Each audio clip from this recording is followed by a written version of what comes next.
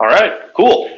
Welcome back, everyone, or for the first time that you're checking in, welcome to What to Watch For, a hoop ball presentation, a fantasy basketball pregame show. I am your host, Alan Sroki. We are going to take a look at the 5 games that we've got tonight for our Thursday card. We're just going to highlight all the important names to keep tabs on, whether it's players that are already rostered or guys floating around your waiver wire. Going to help you get to them before the rest of the competition. So you guys enjoy these videos, or if this is your, again, first time tuning in, drop a like on the video, and please subscribe to the Hoopball YouTube channel. We want to keep churning these out 5 days a week, and we want to perhaps get into some other video content too. So showing your support goes a really long way in helping us get there, and we'd really appreciate it. Real quick too, if you want to look for some fantasy analysis on Twitter, you can always follow me at Alan Sroki. That's my name, handle at the bottom left corner. And go, if you're looking for breaking news with some fantasy analysis tied in quicker than anywhere else, follow the Hoopball Fantasy Twitter page. That's at Hoopball Fantasy all together. Breaking news updates is updated on that feed all the time, and the analysis is crisp. You're not going to find it faster anywhere else. So let's dive in here. I think we'll be able to get under 15 minutes for this episode because, it's really not that much going on tonight, but still very interesting names to cover for these games. And we're going to start with the Heat visiting the Houston Rockets.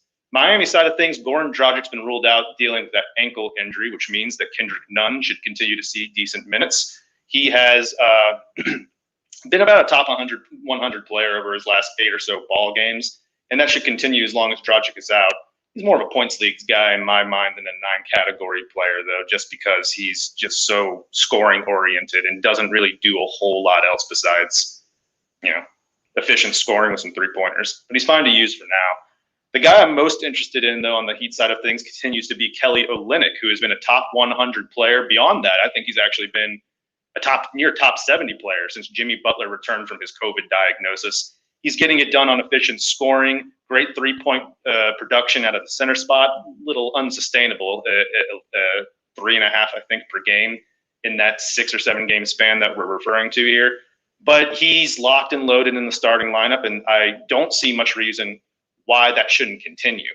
It is worth noting, though, that Mo Harkless, who's been out for a few weeks at least with this left thigh issue, is going to be available tonight. And he's not. I don't envision that he's going to jump into the starting lineup over Olynyk, but it is worth noting that he is a fresh body off the bench. Eric Spoelstra has been known to never be confident in his power forward rotation. His front court rotation's ever changing. Olynyk should have no issues outplaying Harkless, but he's only averaging about 25 minutes per game over his last 7 or so ball games. And if Harkless jumps into that, takes like 5 minutes there, that's enough to impact Olynyk in a meaningful way. So watch how much Harkless is playing tonight and whether or not Olynyk can continue his hot shooting streak from 3. Houston's side of things, we are pretty clear on the injury report. Obviously, Christian Wood is still out nursing that ankle injury, but John Wall, who came into the game, is now going to be available. Not interested in a whole lot. I mean, DeMarcus Cousins is the first name to mention just because he has played like he's out of gas his last 2 games. And we all, rightfully so, picked him up when Christian Wood was ruled out because he's the only real center on that roster. We know that the fantasy production is there. He can do everything, albeit he might not be the most efficient scorer in the world. He'll still get you the points, the threes, the rebounds, and the assists, steals, and blocks when he's on. The question is just, is he? Did he kind of burn too bright when he jumped into the starting lineup a couple of weeks ago for the first time? And will he be able to get any of that consistency back? So you're watching his energy levels tonight, how active he looks in a pretty tough matchup against Bam Adebayo. And elsewhere, you're just taking a look at Daniel House, who, if Cousins is, struggling to get through 30 minutes a night, you're probably going to see Daniel House absorb more power forward minutes as PJ Tucker takes on more center minutes. So there is an effect there that Cousins can have on House.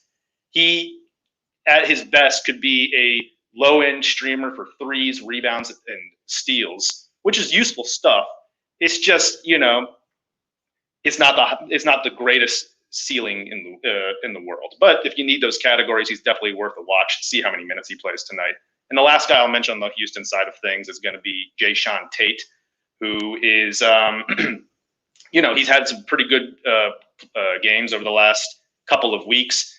He's benefited from one of John Wall, Victor Oladipo, or Eric Gordon being out of the lineup at a given time. The starting minutes are all there, but the usage is going to go down for him when I'm pretty sure all three of those guys are ruled in for this game tonight. So I'm curious if he makes any mark in the scoring columns, and if not, whether or not he can continue to get enough boards and steals and blocks to stay relevant in deep leagues.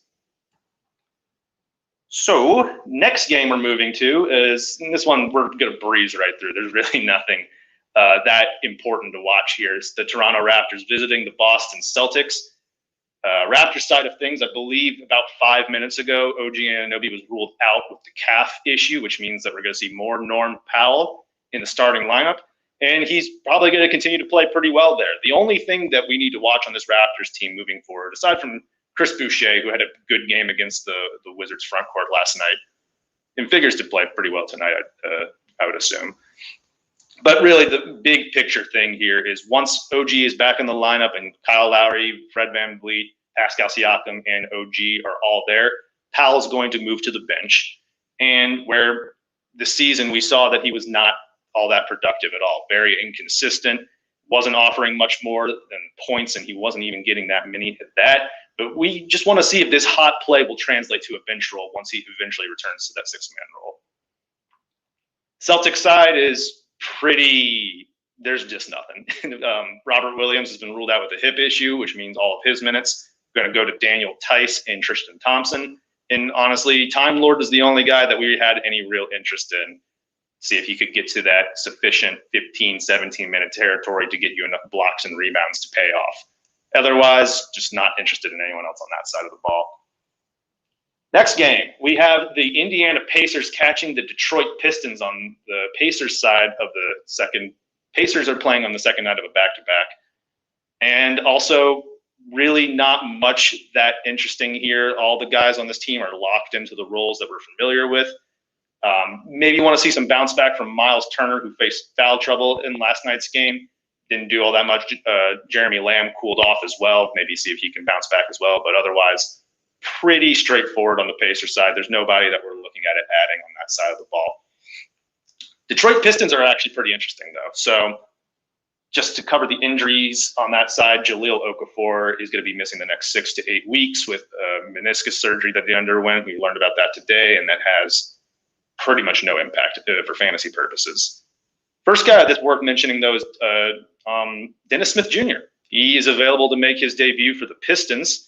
And, we're not going to get carried away here. I'm not saying that you should even speculatively add him yet, because we don't know what kind of role he's going to have. We know that a role exists for him. There's plenty of bench minutes that Derrick Rose left behind since being traded to the Knicks. And, the deal with Dennis Smith is, he's a 23-year-old former lottery pick who has just not worked out anywhere he's gone so far. Detroit is a perfect situation for him because there's no expectations. It's a culture that's pretty amenable to reclamation projects like Josh Jackson, for example, who we'll get to in a little bit here. Killian Hayes is obviously the point guard that they envision running this team down the line, but, he's going to be out for at least a couple months still. Dennis Smith has an opportunity, and he's probably motivated to take advantage of that. So we want to watch to see, what kind of role Dwayne Casey's got prepared for him and what he's capable of doing in those minutes that he's allotted. He's never been a huge fantasy. He's never had a very appealing fantasy stat set, even when he's gotten minutes in the past.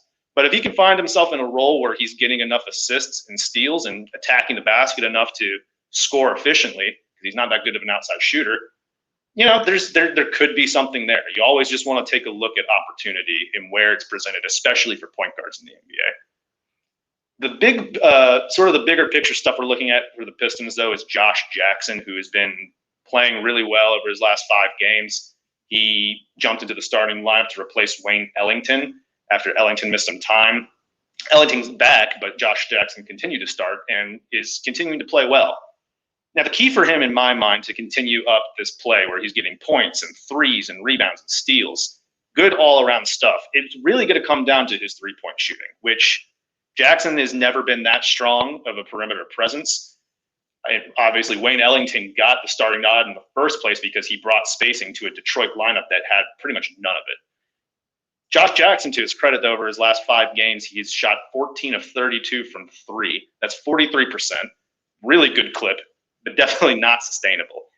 What could happen, though, a path for Jackson to continue playing in the starting lineup and staving off Wayne Ellington is if he can, maintain a 36 to 38% shot from 3, which he's not really done before in his career.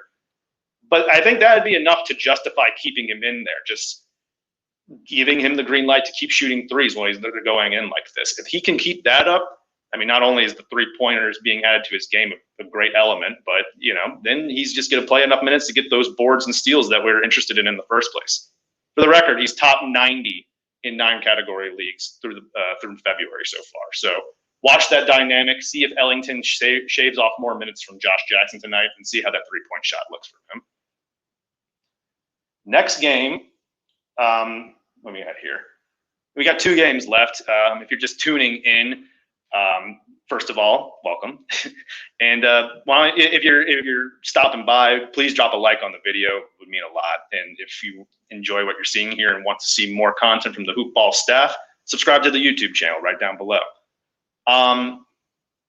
You're coming in at the right time because this is probably the more interesting game on the docket tonight. The Orlando Magic visiting the Warriors. Interesting from a fantasy perspective, that is. Orlando's it's not great, man. I feel so bad for this team. They are not able to avoid this injury bug one bit. They have been decimated all year long. And last game, it got even worse. Cole Anthony is, at the moment, I believe he's still questionable with a shoulder issue that he sustained in the last game out.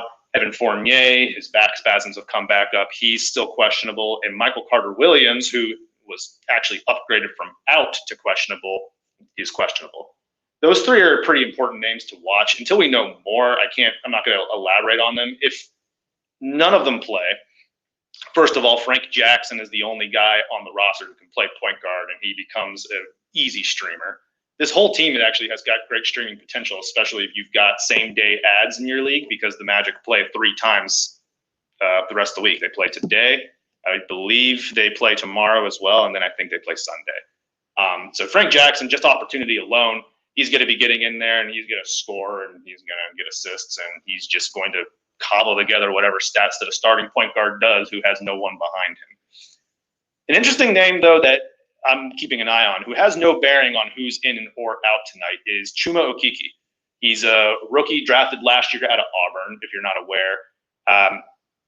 I believe he had a torn ACL, and that's why he missed all of last season. I can't remember off the top of my head. I apologize, but he didn't play at all last year. But now after missing a month of the season with a knee issue, he's jumped, back into the rotation right around the same time that Aaron Gordon left.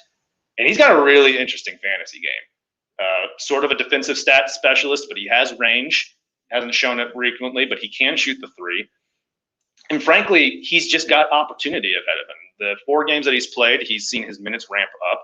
He was closing with the starters in their last game against Portland. And granted, it wasn't a close game, but he was out there with that main set of guys. And just take a look at the numbers that he piled up. 7 rebounds, 5 assists, 2 steals, and a block.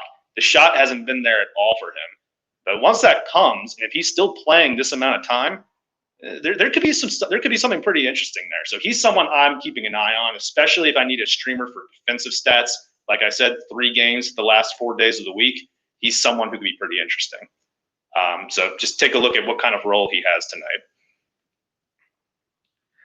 Next, we have James Wiseman. We have the Golden State Warriors. James Wiseman is out nursing a wrist issue that he's been out the last couple of weeks with, which means that Juan Toscano Anderson will continue to jump into the starting lineup, play 30 minutes, and he's a fine streamer for rebounds and threes and a little bit of points. He's been about a top 85 player since Wiseman's been out of the lineup. One thing I'm interested in watching, though, is Draymond Green, who has been playing basically all center since Wiseman and Kevon Looney have been out of the lineup.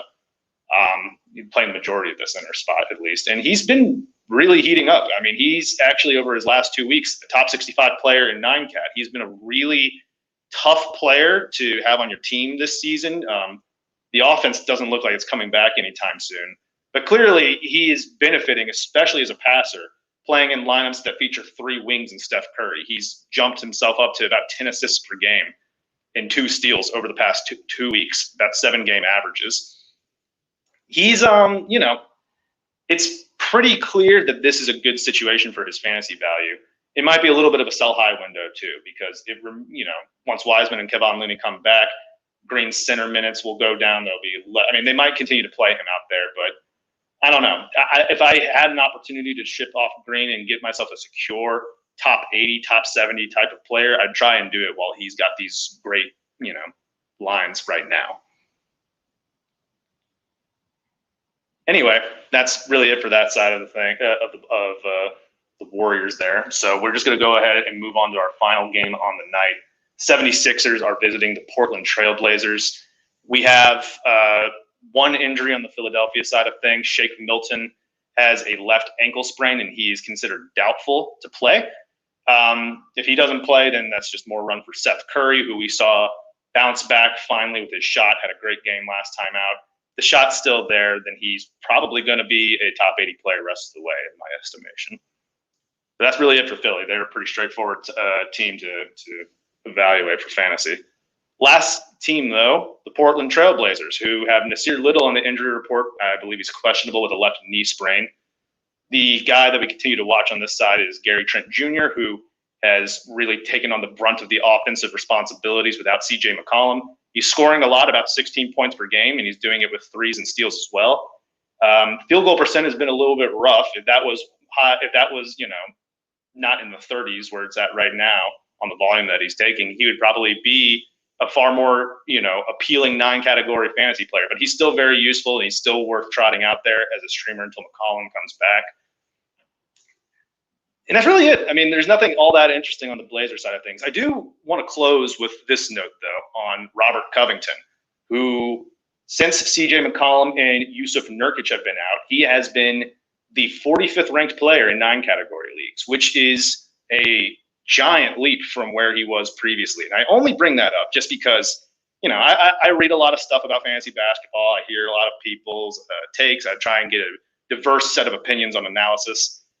I don't think there is anywhere on the internet, no site, no set of analysts who are as loud and firm about Robert Covington bouncing back. There's a lot of you asking me whether it was time to drop him, which we're like, no, don't drop him. This guy can really bounce back, especially with, these 2 critical guys missing in Portland's rotation. Covington has fixed his shot a little bit. It's still at 40%, but it's not nearly as low as it was previously. He's averaging 2 steals per game since the McCollum injury. The rebounds are up. The blocks are up a little bit. All of it to put together, he has been a fantastic fantasy option. And if you heeded the advice of any of us here at Hoopball to buy low on him when we recommended so, or just to hold on to him when he was, at his lowest point, if you followed any of that advice, why don't you pay that back and drop a like on this video? That's the type of analysis and foresight that you can get here with Hoopball. Subscribe to the YouTube channel. We want to keep setting you guys up as best as we can. We want you to be here for when we tell you who the next Robert Covington is, because he's been great over the last couple of weeks. So that's really going to be it. That's all we have to cover today. Once again, if you guys want to reach out to the Hoopball staff on Twitter, you can do so at the Hoopball Fantasy Twitter page. That's at Hoopball Fantasy. And you can also follow me on Twitter at the handle at the bottom of the screen there. We really appreciate you guys tuning in, and tune in again tomorrow for our Friday episode. Until then, y'all, we will good luck tonight and enjoy the games.